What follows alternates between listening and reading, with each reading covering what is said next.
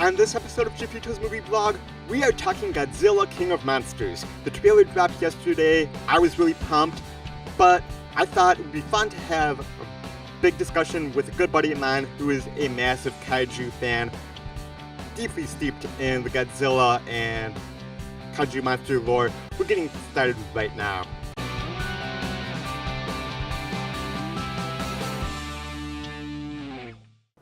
Welcome back to Jeffito's Movie Blog. I'm Jeff Malicki, and on this channel I bring you movie news, movie reviews, trailer reaction videos, box office predictions, and so much more. If you love movies as much as I do, hit that subscribe button, and then make sure that you click the little bell notification icon so that you don't miss anything. Warner Brothers dropped the Godzilla King of Monsters trailer yesterday at Comic-Con. I thought it was fantastic, but I'm not really into Godzilla movies, monster movies, kaiju movies, as much as my good friend Jonathan Clark. So I thought it would be fun to have him on and just kind of break down and digest this trailer that dropped yesterday. Jonathan, how's it going, man? It's going good, Jeff. How are you? Really well. All right, so first things first, what did you think about this trailer that they dropped yesterday? Oh my God, dude. I'm one of the defenders of the 2014 movie, which I thought was great. I had doubts about Michael Daughtry coming in and directing this film.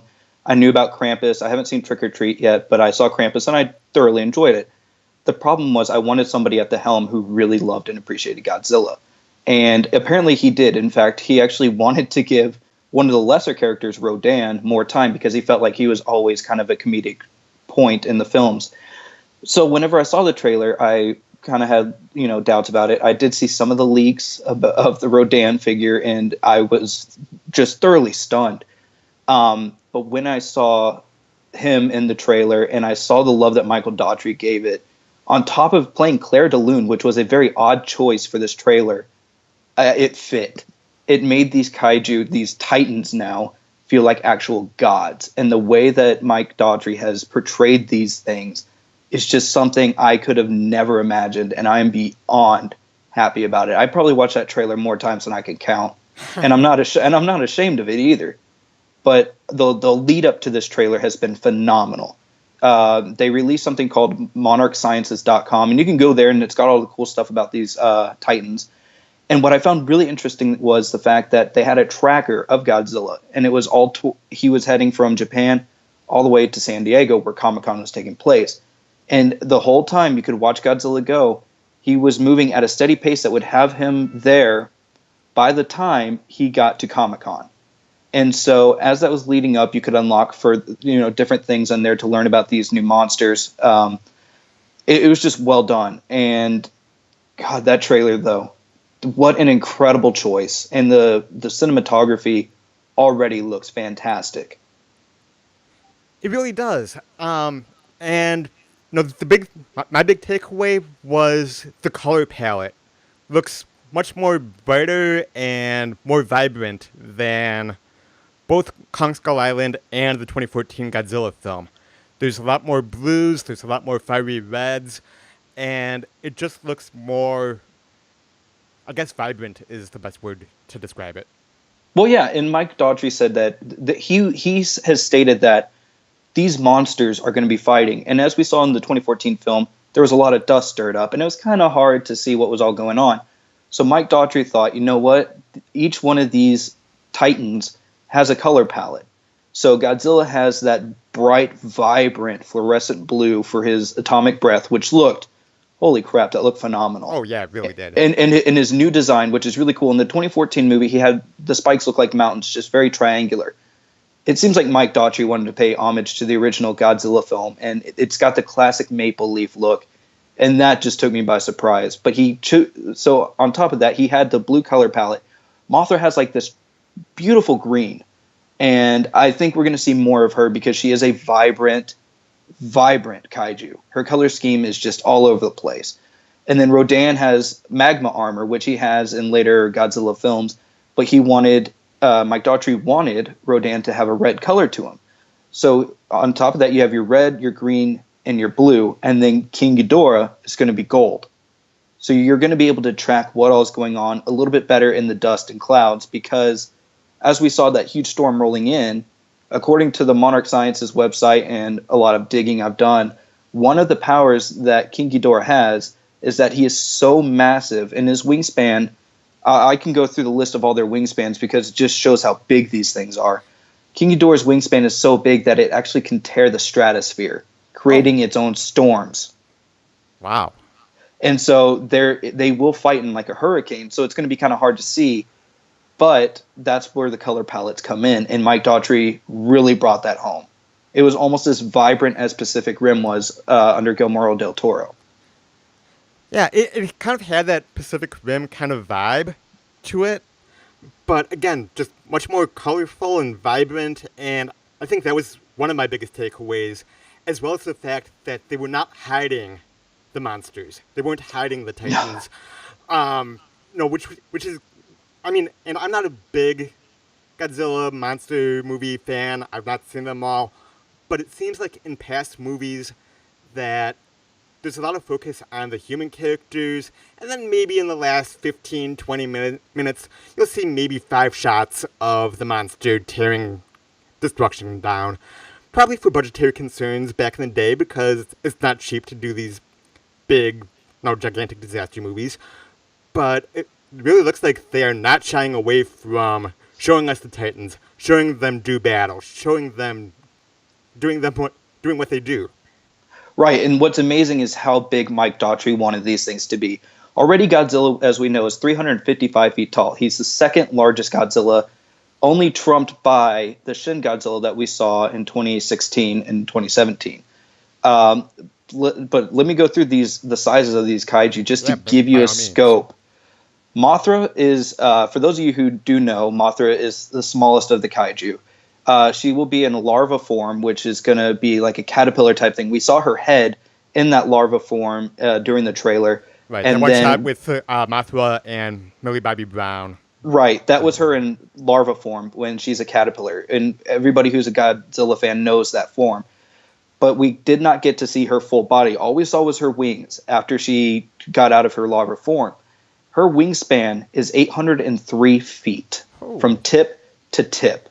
Her height is only 52 feet, but that makes sense seeing as she is a moth.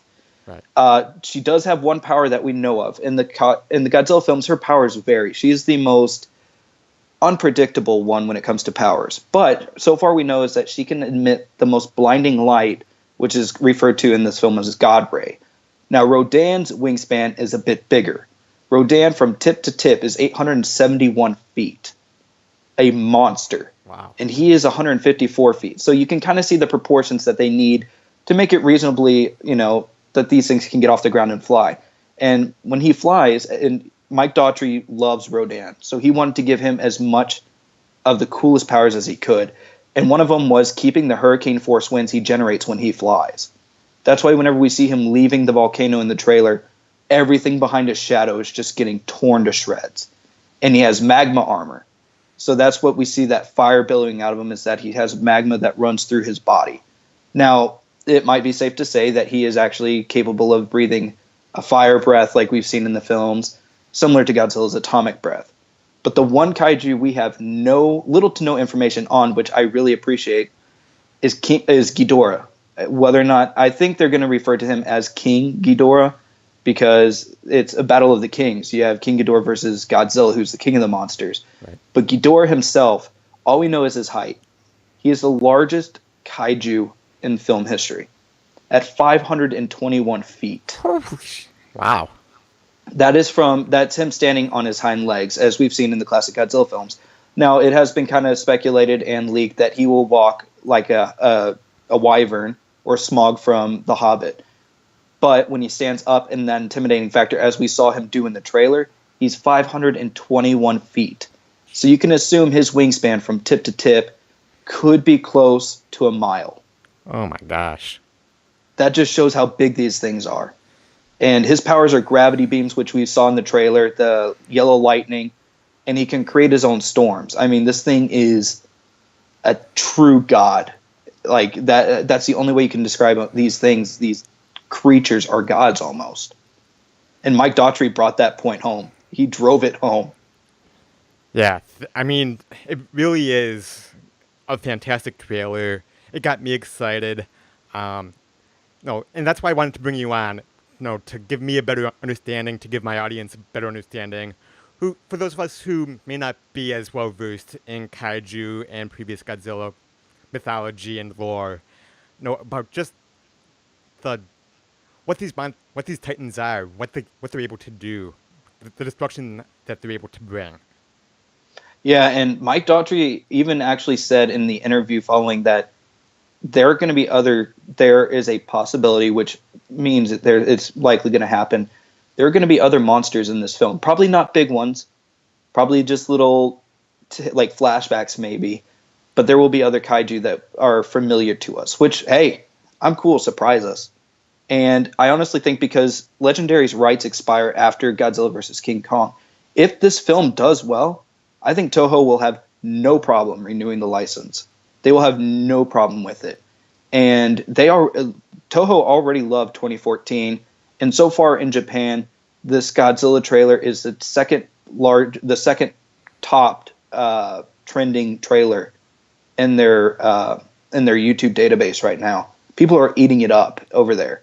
So that's got great signs. It's showing positive outlook for this film. Whether or not it can top it, I really think they're screwing up by releasing it at the end of May, because you're going to have the final part of Infinity War. You're going to have all the summer blockbusters. If they were smart, they'd either move it to March or after. But who knows? They might move it. How we got a trailer 10 months before the film is just beyond me. They normally wait a lot longer to release a trailer. I know Kong was 8 months before the film, but this is way too early. I'm not complaining, though. I've waited 5 years for this film. I'm not complaining whatsoever about that. Right, and to your point about the release date, we're seeing that even with Aquaman, and during the Aquaman trailer, I thought for sure that they were going to move it out of that December release date, because December is so stacked already with Aquaman, Bumblebee, Alita Battle Angel, Mortal Engines, Spider-Man Into the Spider-Verse. There's like one or two other films that I'm forgetting, all within like a 7-day period.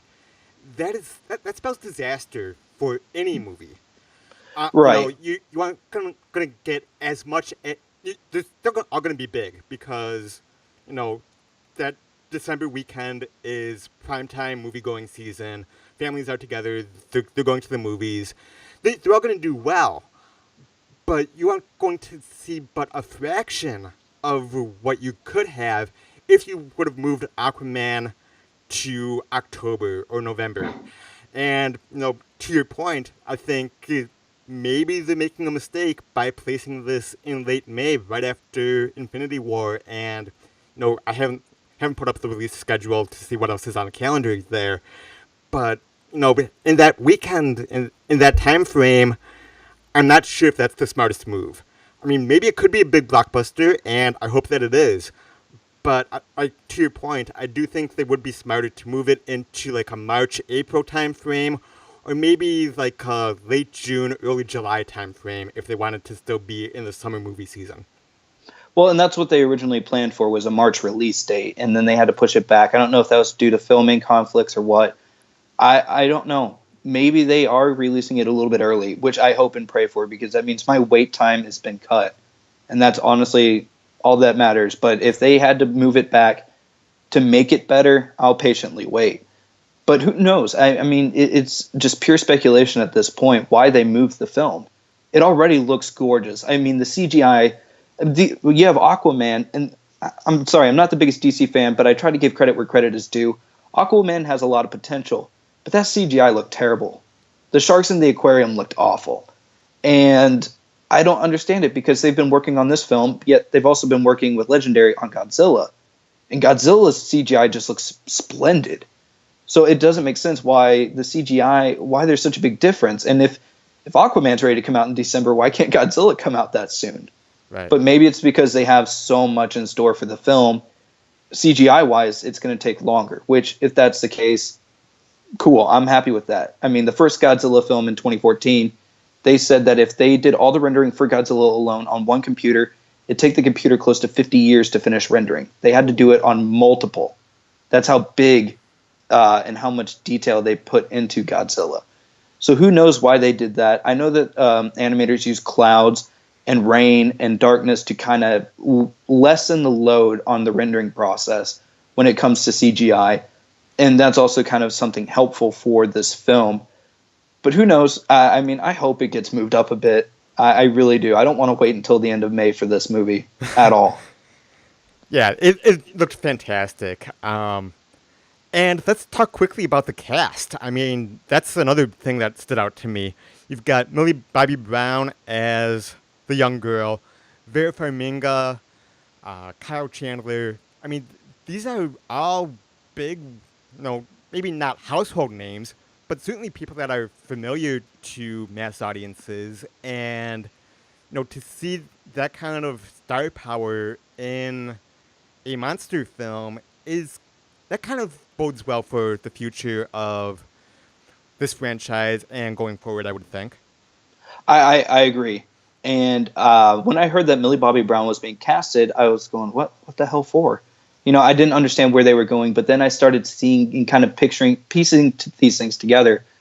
And it almost seems like there's a battle between them unleashing King Ghidorah or King Ghidorah coming loose. There's a whole bunch of leak speculation, and I'm weak when it comes to that stuff. Like, I just jump right in. I don't even care. But I won't. If there's any potential spoilers, I'm not going to say anything. But I can kind of see now where her character comes in. And it seems in the trailer she has some sort of almost like a telepathic connection to these monsters.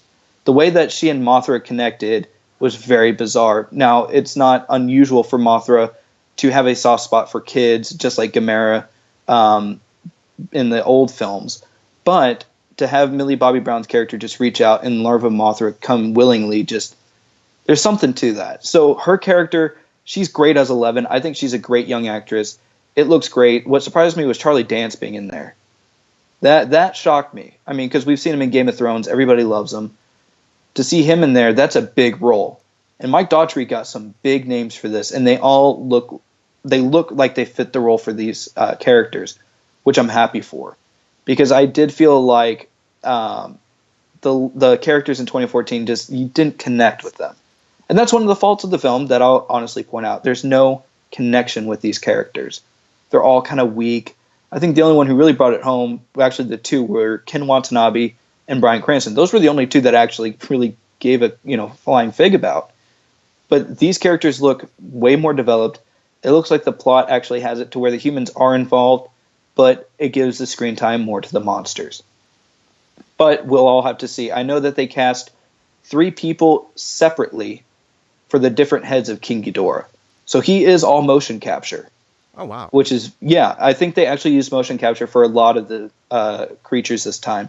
King Ghidorah, though, is operated basically the same way that they used to do it in the old Godzilla films, which was kind of a man in a rubber suit. But what they did for King Ghidorah in this film was stick 3 people in a costume, or 3 people in their, the green suits, and had them each a separate head of this monster, which fits because apparently King Ghidorah, all 3 heads are going to have their own. They all have their individual thoughts.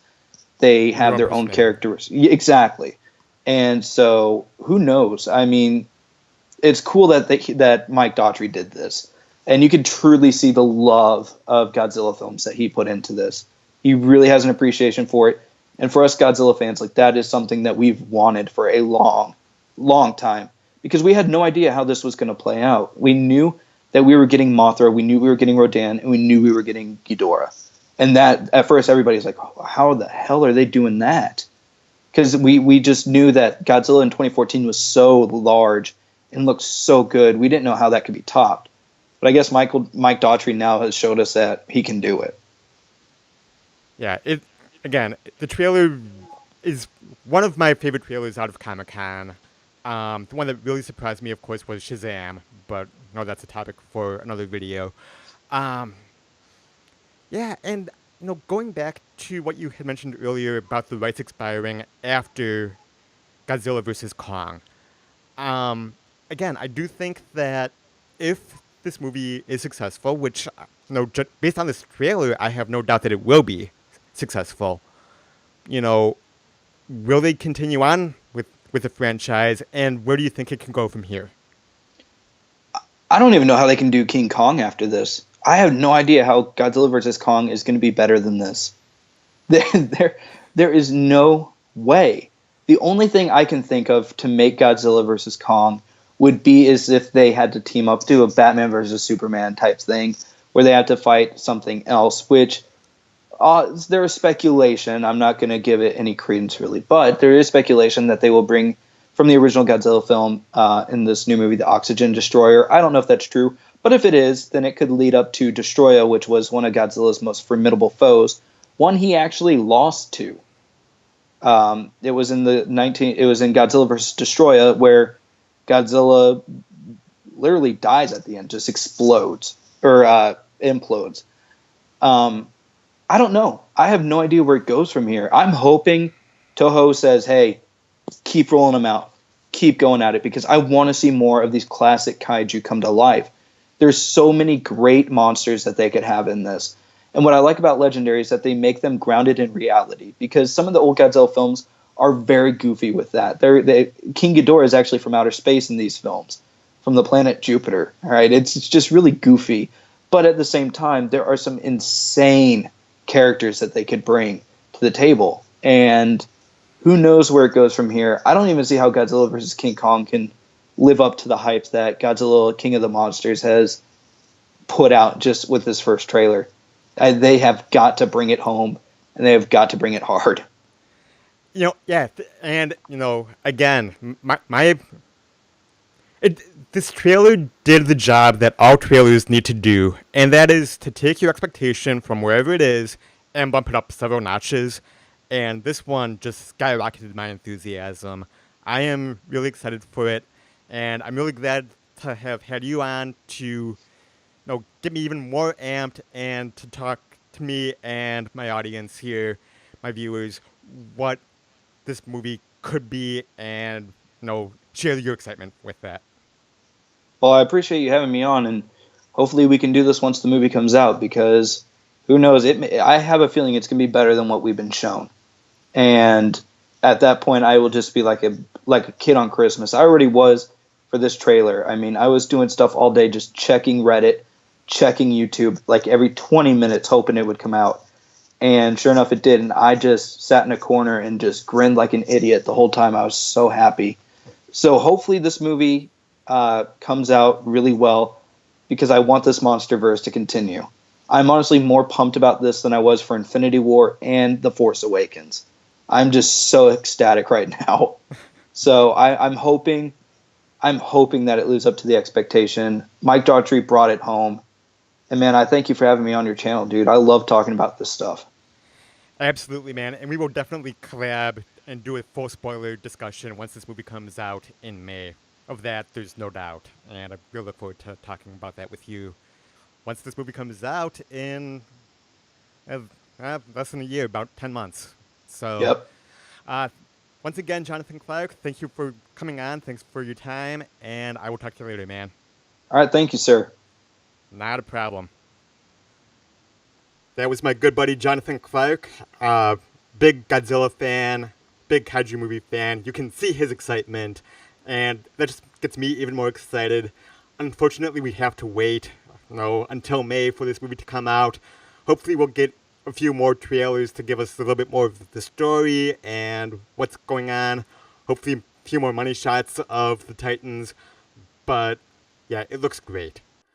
But the most important thing is not what I think, not what Jonathan thinks. It is what you think. What do you think about Godzilla King of the Monsters? Did that trailer get you hyped up? Are you excited to see the film? Whatever you think, leave your comment down below, and let's talk movies. Thanks for tuning in to this episode of Jeffito's Movie Vlog. You can watch more by clicking right over here. If you haven't subscribed to my channel yet, do so right now by clicking that round icon with my picture on it. If you like this video, hit the thumbs up button and then share it with other movie fans in your life. Thanks again for watching, and until next time, I will see you at the movies. Bye-bye.